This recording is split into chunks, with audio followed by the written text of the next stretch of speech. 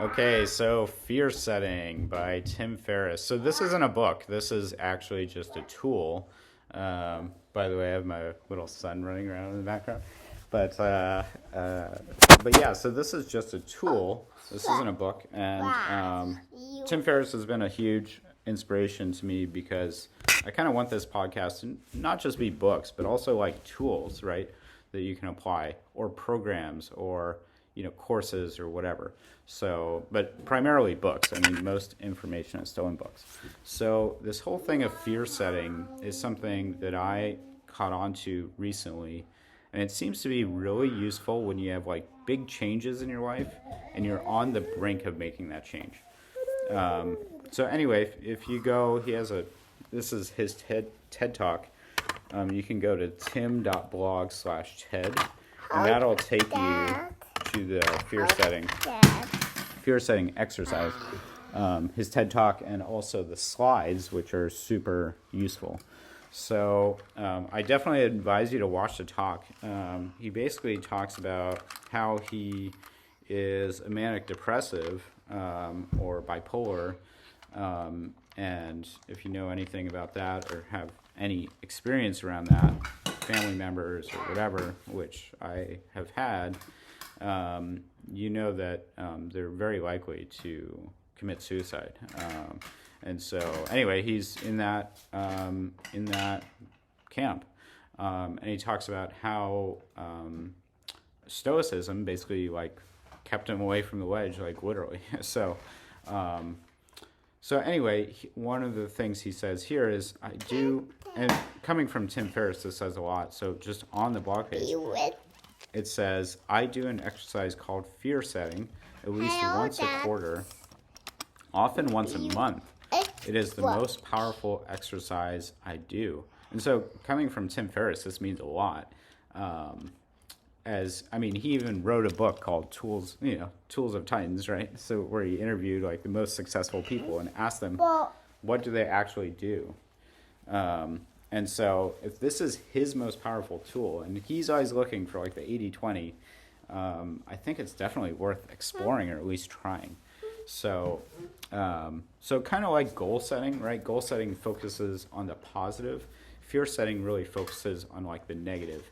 And one thing that I've learned about myself, and I don't care what anyone says in American society, Daniel Kahneman, and the kind of behavioral economists have figured this out, that pain is basically worth like 2x what pleasure is, right? So we do a lot more to avoid pain than we do to get pleasure. So I think something that taps into that pain, that's the ultimate needle mover for your own behaviors and your own actions. If you can, people do a lot more to avoid pain than to seek out pleasure. So no matter how much we want to do positive thinking and whatever, we're always going to avoid the pain more than we'll seek out the pleasure. So this is, instead of setting the goal, why don't we try to see what we're avoiding, right, on the path to the goal, and then figure out a way to decrease or minimize that pain so that we're more likely to go towards the goal. So it's sort of like inversion, Charlie Munger inversion thinking, right? Okay, so I found this really interesting. So he says, fear setting has produced my biggest business and personal success, as well as repeatedly helped me to avoid catastrophic mistakes. So not only does it help you on the upside, it also decreases your downside. And if I figured out anything about successful people, it's that they're really good at understanding risk, right? This is obviously really important for like stock traders or like people at Goldman Sachs or whatever. But even for business owners, like they understand risk in a way that the average person doesn't, right? Which is why they started business. There's huge upside, very small downside. So anyway, go to tim.blog/TED and TED, and that'll redirect you to his 2017 post on fear setting, or you could just search for it too. But besides watching the video, I'd also look at the slides. So for the 3 exercise slides from TED, please click here. And this is basically 3 pages, and it outlines the process. So I'd advise you to do this on something. So it's called fear setting. So you can think of something you're afraid of, but you can also just think of something in general that you're avoiding. So it's 3 pages. The first page is what if I ... Yeah. And the second page, there's second page, third page. So I'd advise at least an hour for this. I've tried to do it in half an hour a couple times, and I always run out of time. So, but I mean, you can split it up too. But so if you think about, okay, so this prompt, and I've never found this prompt like super useful, but it's what if I ... So I take this as what if I do the thing that I'm avoiding? What if I do that thing that I'm afraid of? So what if I ask that girl out? What if I quit my job and start a business? What if I have that uncomfortable conversation with my father? Whatever it is, right? Whatever that thing is you're avoiding. Okay, so there are 3 columns here: define, prevent, repair. So he advises 10 to 20 things on the define. So the define is basically you start to say, like, what exactly is it about the thing I'm avoiding, right?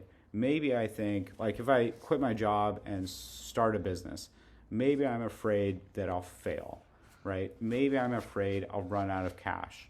Maybe I'm afraid people would judge me harshly. You know, maybe I'm afraid so-and-so would say, told you so. You know, maybe I'm afraid that, I don't know, my kids wouldn't respect me or something, you know, whatever it is, right? So now he says to do 10 to 20. And what's really interesting is usually you can pop off like the first 5, right off the top of the dome, like comes immediately. But it's really hard to get to that 10 to 20 kind of range. Like you really needing to reach for those things. And so I find that super interesting. So someone in Leon Hendrix's Driven group, which you should definitely check out, they quoted this thing of, you know, fear is an inch deep and a mile wide. And I think that's super interesting because if you look, like, a lot of fear is just not examining things, right? So if you think about, like, little kids are afraid of the dark. Why are they afraid of the dark? Because they don't know what's there, right? Or if you think of, like, the movie Psycho, the movie Psycho ends with a stabbing, but you don't actually see the blood and gore. Like, you actually just see the shadow of the knife. And so it's like your imagination fills in the worst possible thing that could happen. It's not what actually happens in the movie, right? And so people actually come away the first time they watch Psycho back in the 50s or whatever, of course, different standards now, but they came away thinking they had seen all this blood and guts and gore, but really it wasn't in the film. And so people fill in the things that they imagine are bad. So I think even just by doing this definition part, if you did nothing else, it would already start to show you, like, these component parts, right? And you start realizing, like, a lot of these component parts are actually nonsense, right? Or they're really kind of long shot, like very, very unlikely things to happen, right? So, okay, but anyway, you want to define them. So then the next step, so there's 2 next steps. So prevent and repair. And so prevent is like, for each of these items, what could I do to prevent it from happening, right? And then the third column is, what could I do if it does happen? So how could I repair it? And in a lot of ways, these 2 columns are kind of the same, because often what you'll do to prevent it means that you don't really have to repair it. And then some things are like, they're so minor that you can just repair it and you don't really have to prevent it. And sometimes you want both, right? But it really forces you to think through, like, how severe is this issue? And then, like, what could I do to fix the issue or prevent the issue from happening? So it can get a little tedious, actually, because often when you're going through the definition part, you're realizing, like, oh, this is really kind of a silly fear. You know, like, I really don't need to repair it, or if it happens, it's not really a big deal. Or I can take really easy steps to prevent it. What I find really interesting about this is kind of the story of how he created his bestseller. You know, the 4-hour work week is all about hiring VAs in the Philippines, right? That's kind of the main technique there through onlinejobs.ph. And you know, what's amazing was that he had a business that was, you know, failing or whatever, and he felt like, or I guess it was profitable, but he couldn't step away. And he thought the business would fall apart if he went on this on this trip. And what's kind of interesting there is that he did this exercise and found out that, oh, if I can't answer the phones, I can hire this VA. And it turned out that that was, a big unlock in terms of actually scaling the business. And it actually made the business more valuable, right?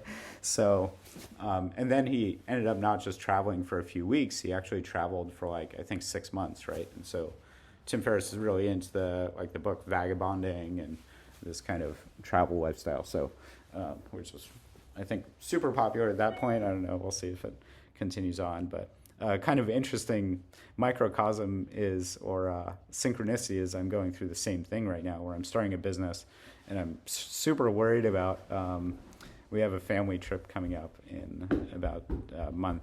It's June, so at the end of July. And I'm sort of like, oh, maybe I won't go or, what should I do here? And it certainly feels like things aren't going that well already. And so removing attention will harm it, so even more. But anyway, so I actually did it with this, so it's kind of interesting synchronicity. Okay, so now on to slide 2, and I think this is probably the most powerful question here. Although the third slide is really good too. What might be the benefits of an attempt or partial success? And I think this is really amazing because it almost presumes you're going to fail, but you find that even if you fail, you might actually kind of net out positive, right? So, for instance, what might be the benefits of an attempt or partial success of quitting my job and starting a business? Oh, well, okay, maybe the business fails, but guess what? I've got a ton of knowledge about business now. Now, if I have to go back and get it like W-2 or do a 1099 or whatever, work for someone else, how many other people who are in my role, let's say as a software developer, can also understand marketing, can also understand sales, can also understand advertising, can understand payroll, can understand HR, who can do that stuff? No one, right? And so you go in and all of a sudden you can talk to the CEO of let's say it might be a pretty small company, but more than 99% of other people. And it's really interesting because I remember when I went and worked for it wasn't my first startup, but one of my jobs was I was the first employee, and it was the 2 founders, and they had just raised their seed fund. And I went in and, I figured I had worked with some other startup, big name startup people. And I figured that they would be asking about that. But what was interesting was they really asked about this little side project. They had gotten a little bit of traction. It was on Read Write Web, which is kind of an equivalent of TechCrunch, competitor to TechCrunch in the tech space, if you know that blog. But and they were those founders, when they interviewed me, they were most curious about that project because it was like starting a company, where these other things where I was a software developer and sure I was working with these famous billionaires and whatever, I was just an employee there, right? And so what might be the benefits of an attempt or partial success? It's oh wow, it's I've done all these jobs that other people are doing, right? And so not only is it do I understand the business a lot better, it's I'll also get respect from the CEO and stuff like that, right? So, so even defining this helps you kind of redefine what success and failure means, right? So, yeah, super powerful question. All right, then the third slide is the cost of inaction, emotionally, physically, financially, etc. And here, this is where he talks about telescoping things out. So he has 6 months, 1 year, 3 years. So if I don't do this, what's the cost in 6 months? What's the cost in 1 year? What's the cost in 3 years? And what's kind of interesting is the last time I did this, I realized that the cost, at least for this trip, for me, are pretty static. They don't change a whole lot. The cost 6 months from now is pretty much the cost 3 years from now. One thing that's not really spoken about is what is the cost on your deathbed. And I thought that was super good because he doesn't talk about this, but I think it's really important because it's like, what will I think of myself on my deathbed? And that's just such a powerful technique that I think is the Bezos regret minimization technique, which is maybe a different podcast, but yeah, and I think it's Tom Bilyeu who talks about, the only person you really have to impress is yourself when you're alone in a room. Like, if you're alone in a room and you can respect your actions, then you can really respect yourself, even if no one else cares or thinks you're kind of screwing up. So anyway, tim.blog /TED, definitely worth checking out.